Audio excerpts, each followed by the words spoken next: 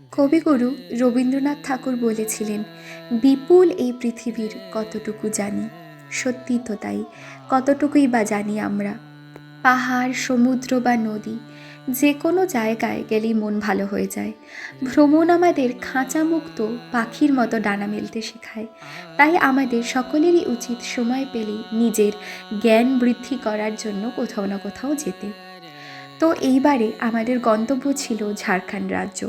ঝাড়খণ্ডের দেওঘর সবারই প্রিয়, বাঙালিদের অন্যতম প্রিয় আরেকটি জায়গা, যেখানে মূলত আমরা ভগবানকে দর্শন, বাবাধাম দর্শনের জন্যই যাচ্ছিলাম।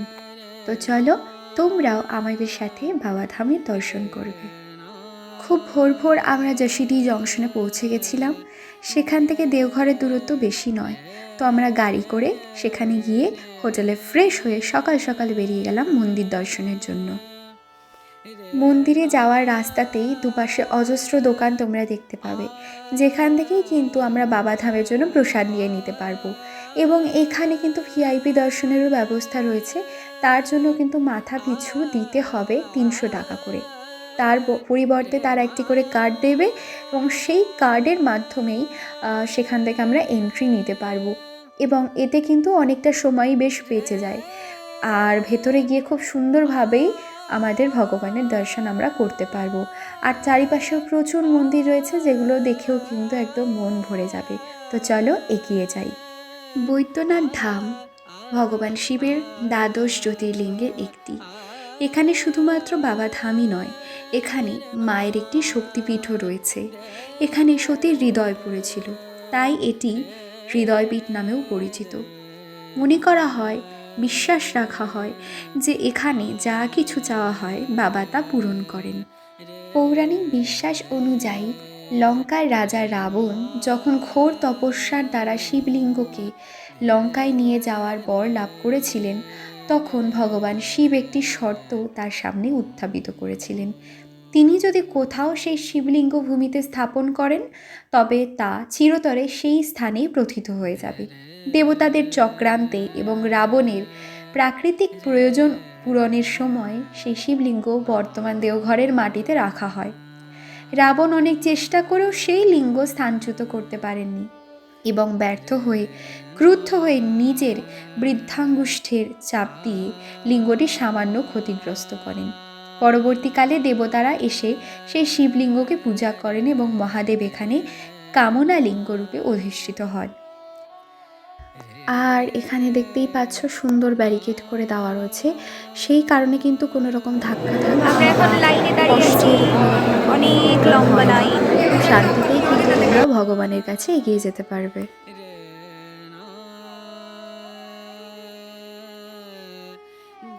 বাবা বৈদ্যনাথ ধাম শুধুমাত্র একটি মন্দির নয়, এটি ভারতের সনাতন সংস্কৃতির মিলন ক্ষেত্র। এখানে জাতি, ধর্ম বা বর্ণের কোনো ভেদাভেদ নেই। আর এখানে দেখো, বাবার মন্দির এবং মায়ের মন্দিরের মাঝখান দিয়ে কিন্তু অজস্র লাল সুতো বাঁধা রয়েছে। তোমরাও চাইলে বাঁধতে পারো এবং নিজেদের মনস্কামনা জানাতে পারো। সত্যি খুবই সুন্দর লাগছিল দূর থেকে দেখতে। তো মন্দিরে প্রবেশ করার আগে পর্যন্ত কিন্তু আমরা দূর থেকে পুরো মন্দির চত্বরটা দেখছিলাম, যা ভীষণই সুন্দর ছিল। দেবাদিদেব মহাদেব এখানে বৈদ্য বা চিকিৎসক রূপে পূজিত হন। তো এটি পার্বতী মায়ের মন্দির, শক্তিপীঠ। এখানেও তোমরা দর্শন করে নেবে। সমস্ত দুঃখ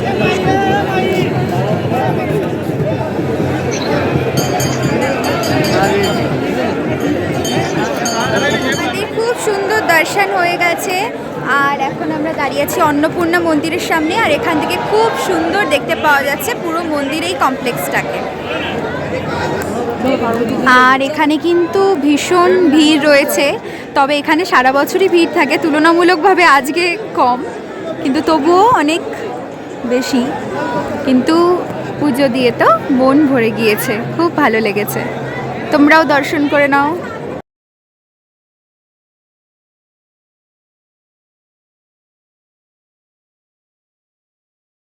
প্রতি বছর শ্রাবণ মাসে এখানে কাওয়াড় যাত্রা হয়। ভক্তরা বিহারের সুলতানগঞ্জ থেকে 108 কিলোমিটার পথ খালি পায়ে হেঁটে গঙ্গার জল এনে দেওঘরে আসেন বাবার মাথায় জল ঢালবে বলে। প্রত্যেকেই গেরুয়া রঙের পোশাক পরে থাকে।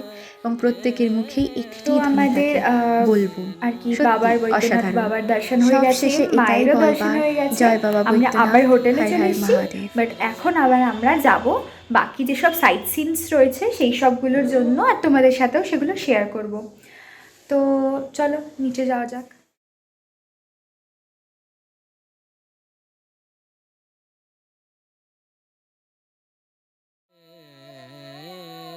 তো চারিপাশের সৌন্দর্য এবং আমাদের যে ভারতবর্ষ, তার মধ্যে তার ভূপ্রকৃতিতে যে এত বিভিন্নতা, সেই সকল কিছু দেখতে দেখতে আমরা এগিয়ে চললাম আমাদের পরবর্তী গন্তব্য বাবা বাসুকিনাথের জন্য।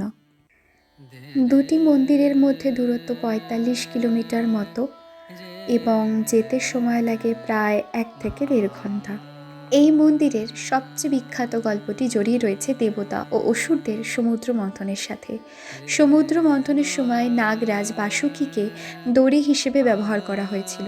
মন্থনের ফলে নাগরাজ বাসুকী খুব ক্লান্ত ও আহত হয়ে পড়েন। তখন তিনি এই শান্ত বনে এসে ভগবান শিবের কঠোর আরাধনা করেন। শিবের আশীর্বাদে তিনি সুস্থ হয়ে ওঠেন।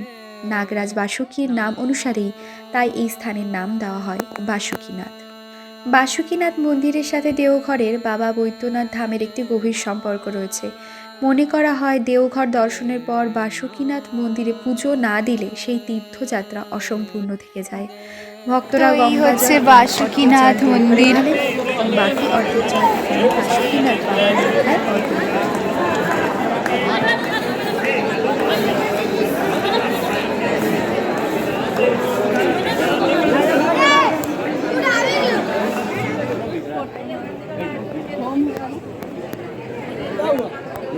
कोई रह गया क्या अंदर में? सामने ছিল তো।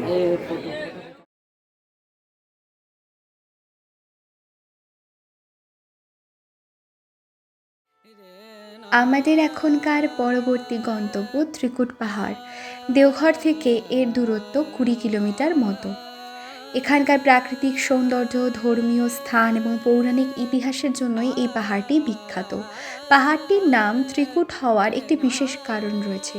সংস্কৃতে ত্রিকুট শব্দের অর্থ হলো ৩টি শৃঙ্গ বা চূড়া। এই পাহাড়ের প্রধান ৩টি চূড়া রয়েছে, যেগুলিকে ব্রহ্মা, বিষ্ণু এবং মহেশের চূড়া বলা হয়। সবচেয়ে উঁচু যে চূড়াটি রয়েছে তার উচ্চতা ২৪৭০ ফুট মতো। ত্রিকুট পাহাড়ের সাথে রামায়ণের যুগের অনেক গল্পই কিন্তু জড়িত রয়েছে। তার মধ্যে রাবণের লঙ্কা যাত্রার সময় তিনি নাকি এখানে কিছু সময়ের জন্য বিশ্রাম নিয়েছিলেন। তাছাড়া উপরে কিন্তু রাবণের বাগানও রয়েছে। অনেকে বলে থাকেন সীতাহরণের পর রাবণ যখন সীতাকে লঙ্কায় নিয়ে যাচ্ছিলেন তখন তার রথ এই পাহাড়ের উপর দিয়ে গিয়েছিল। আর এখানে কিন্তু ত্রিকুটাচল আশ্রমও রয়েছে। বহু প্রাচীন ঋষিমুনিরা এখানে তপস্যা করেছিলেন। আর বিখ্যাত স্বামী বালানন্দ ব্রহ্মচারীও কিন্তু এখানে ধ্যান করেছিলেন। আর তাছাড়া প্রকৃতিপ্রেমী এবং অ্যাডভেঞ্চার পছন্দ করা মানুষের জন্য কিন্তু ত্রিকুট পাহাড় একটি স্বর্গরাজ্যের মতো। এখানে কিন্তু রোপওয়ের ব্যবস্থাও রয়েছে, তবে বর্তমানে তা বন্ধ ছিল। এবং এছাড়া ট্রেকিংও অনেকে করে থাকে, যা খুবই ভালো লাগবে।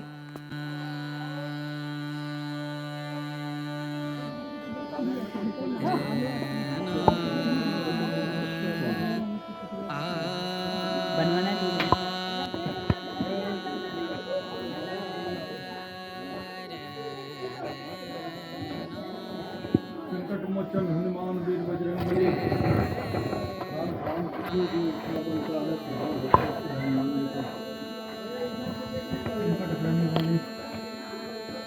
ভেতরে কোথায় এখানে?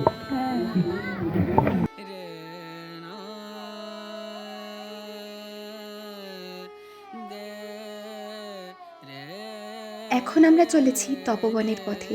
তপবন দেওঘরের থেকে ১০ কিলোমিটার দূরে অবস্থিত, কিন্তু যেতে যেতে সন্ধে হয়ে যাওয়ার কারণে আমরা জায়গাটিকে খুব ভালো করে ঘুরে দেখতে পারিনি। তবে যেটুকুনি দেখেছি তাতে বেশ ভালোই লেগেছে। নানা রকমের পৌরাণিক গল্প কাহিনীও রয়েছে এই জায়গাকে ঘিরে। মনে করা হয় মহর্ষি বাল্মীকি নাকি এখানে তপস্যা করেছিলেন কিছু বছর। তাছাড়া অনেকে মনে করেন ১৪ বছরের বনবাসের সময় ভগবান রামচন্দ্র, লক্ষ্মণ এবং সীতা মাতা এখানে এসেছিলেন। এখানে একটি গুহাও রয়েছে, যাকে সীতা গুহা বলা হয়। আর সবচেয়ে উল্লেখযোগ্য যেই ঘটনা, যার জন্য এই জায়গাটি মূলত বিখ্যাত, সেটি হলো লঙ্কার রাজা রাবণও শিবের বর পাওয়ার জন্য এই পাহাড়ে কঠোর ধ্যান শুরু করেছিলেন, কিন্তু তার ধ্যান ভঙ্গ করার জন্য ভগবান হনুমান সেখানে আসেন। বলা হয় হনুমানের শক্তিশালী গদার আঘাতে পাহাড়ের একটি বিশাল পাথর ফেটে দুভাগ হয়ে যায়। সেই ফাটল ধরা পাথরের ভেতরে আজও হনুমানজির একটি প্রাকৃতিক অবয়ব বা মূর্তি দেখা যায়। অন্ধকার বেশ ঘনিয়ে এসেছে, তবে আমাদের কিন্তু এখনও দেখার বাকি রয়েছে।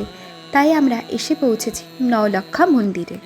1940 সালে এই মন্দিরটি নির্মাণ করা হয়েছিল এবং সেই যুগে এই মন্দিরটি নির্মাণ করতে 9 লক্ষ টাকা লেগেছিল এবং সেই কারণেই এই মন্দিরটির নাম নওলাখা মন্দির। মন্দিরটি নির্মাণ করেছিলেন রানী চারুশীলা দেবী। এই মন্দির তৈরির পেছনে রয়েছে এক মায়ের গভীর দুঃখের কাহিনী। রানী চারুশীলা দেবী খুব অল্প বয়সে তার স্বামী অক্ষয় ঘোষ এবং একমাত্র পুত্র যতীন্দ্র ঘোষকে অকালে হারান। এই চরম শোকে তিনি ভেঙে পড়েন এবং মনের শান্তির খোঁজে ঘর ছেড়ে দেওঘরে চলে আসেন। সেখানে তার সাথে দেখা হয় বিখ্যাত সাধক স্বামী বালানন্দ ব্রহ্মচারী মহাশয়ের। সাধুর পরামর্শে এবং মনের দুঃখ দূর করতে রানী ঈশ্বর আরাধনার জন্য এই চমৎকার মন্দিরটি গড়ে তোলেন। এখানে মূলত রাধাকৃষ্ণেরই আরাধনা করা হয়। এর পরবর্তীতে আমরা চলে গেলাম পরম দয়াল শ্রী শ্রী ঠাকুর অনুকূল চন্দ্রের পবিত্র সৎসঙ্গ আশ্রমে। সেখানকার পরিবেশটিও ভীষণ সুন্দর ছিল, শান্ত একদম ছিল। তো সেখানে